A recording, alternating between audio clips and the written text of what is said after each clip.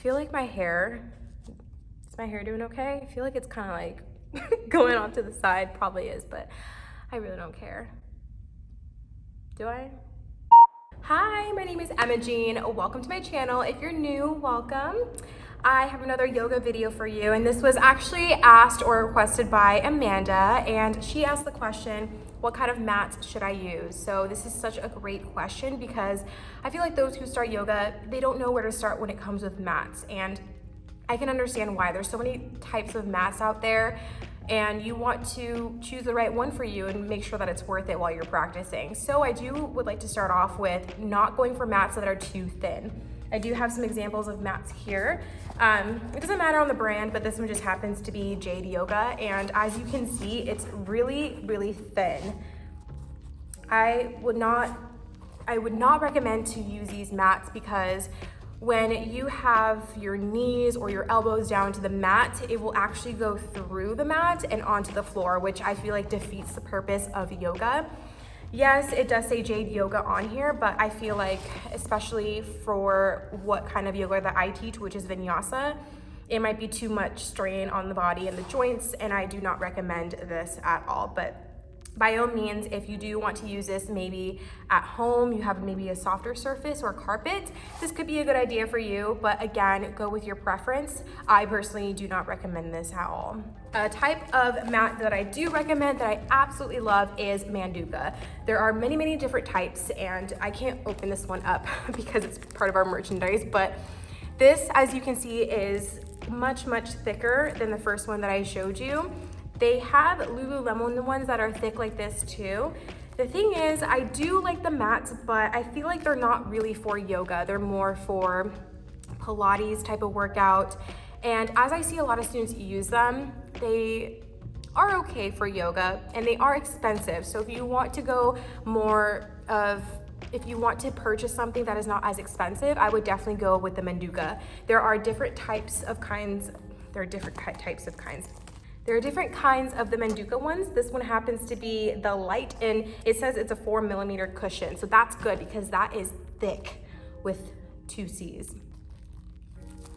And it's really squishy, which I like, which are sort of like how the Lululemons are. But again, go with what you like. This Manduka mat also has a sort of patterned material on it. So if you don't want to use a mat towel on this, you can still use this without gripping or moving. And I'll talk about yoga towels next too. The kind of Manduka mat that I have, I will place it up here because I can't remember the name of it, but I really, really like it because I feel like you can use it by itself. And it's so thick that you don't have to, if I put my knees down on the mat, it won't hurt me at all. And this Manduka mat is actually the ones that we use here at the studio. As you can see, it's pretty thick. And on the bottom of it, there's a little circles on it for grip. So if you're slipping and sliding or anything like that, or you feel like you're going to, you're not, because this grips to the floor very, very well. So this is made for yoga studios and the wood flooring in here. Hi, I wanted to just talk about the Lulu one since we did get more that came in to show as an example. This one does say it's the reversible mat. It is 5mm, which is pretty thick, which is good for a mat. But as you can see on the front, it's very smooth. So this mat you can easily slip.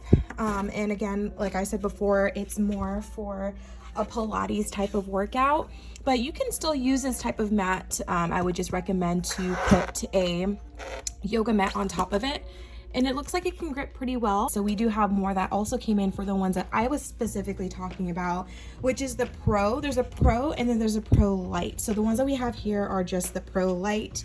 It has those grips on the bottom, which will help to stay on the ground.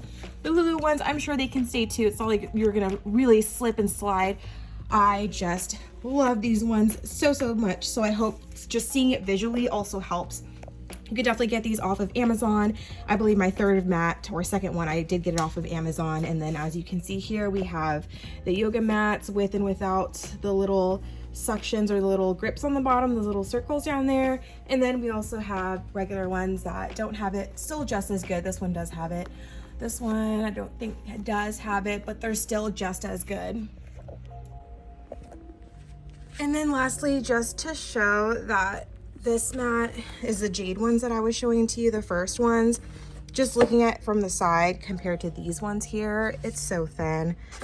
You can still get it, but don't recommend. It's too thin. You don't want to be too hard on your joints. Next up, I will talk about yoga towels. I think it is extremely essential, especially if you are practicing hot yoga, because there's a lot of sweating. There's that fear that you might slip and slide. So I heavily recommend, especially if you practice a lot, to have at least 3 towels with you. Just in case a couple of them are dirty, you can always have one for backup. The first one I will talk about, it can be any brand, but this one happens to be Manduka. This is called Yogi Toes, and I really like this. I have actually a couple of these because, as you can see the little dots right here, this is used to grip onto the mat. So this is placed on top of the mat, not in replacement. It's great to have this, so when you're sweating and you're slipping and sliding, you're not going to because of this. And the purpose of this is for hot yoga. When you do get wet and then this towel gets wet, it will help you to not slip even more, if that makes sense. Like it will help you to stay in your place while you're practicing. Another one that I have here, this one, I also have this one.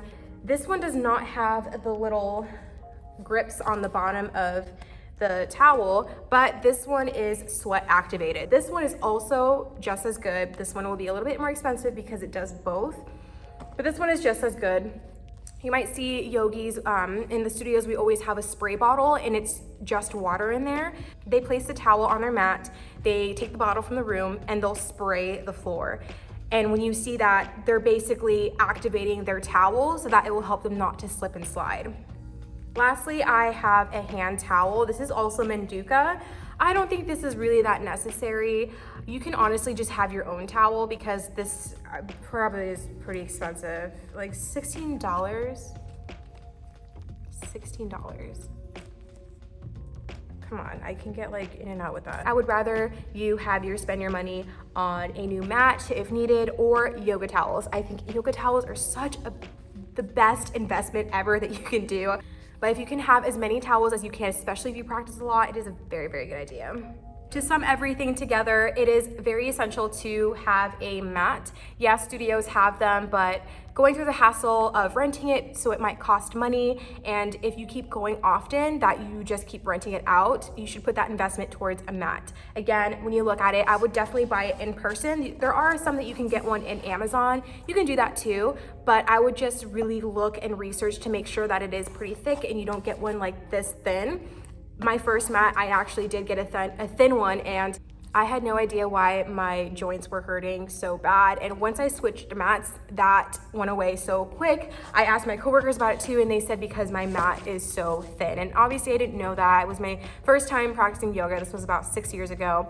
I will never go back. I still have it with me, and I use it really just at home, or I'll put it on the grass if I'm outside, or I'll take it out to the beach. So by all means, if you want to get that, you certainly can, but I don't recommend that. So get a mat that is really thick and that you're comfortable with, that has some cushion to it, and definitely get a towel. I would say if you're starting off, maybe just get one. If you do get one, you can use it a couple to 3 times, especially if it's a good brand. All you need to do is let it dry, so don't let it sit in your yoga bag, because yes, it's going to freaking stink. You need to take it out. And then it's able to be used for 2 to 3 times, believe me or not. It's amazing. So if you do start, one can be good, just enough for that, and it won't smell. I personally recommend Manduka, but you can buy them from anywhere. You can go to Amazon if you want them cheap, because mats do get expensive, especially if you don't practice a lot. Feel free to look on Amazon. They'll have some really good mats. I got my 2nd or 3rd one there actually, and then I started to get some mats as presents. But definitely look on Amazon if you can. Try and look in person too, and whoever is there can also help you. It's pretty easy to look when you're shopping for it because it's always out like this. You can look and feel and see if this is the right mat for you. All right, everyone, thank you so much for watching. I really appreciate it. Please like and subscribe if you like the video. Let me know if you have any more yoga questions. I am loving them, all the ones you're giving me, telling me, texting me, and I'll see you again in my next one. Bye.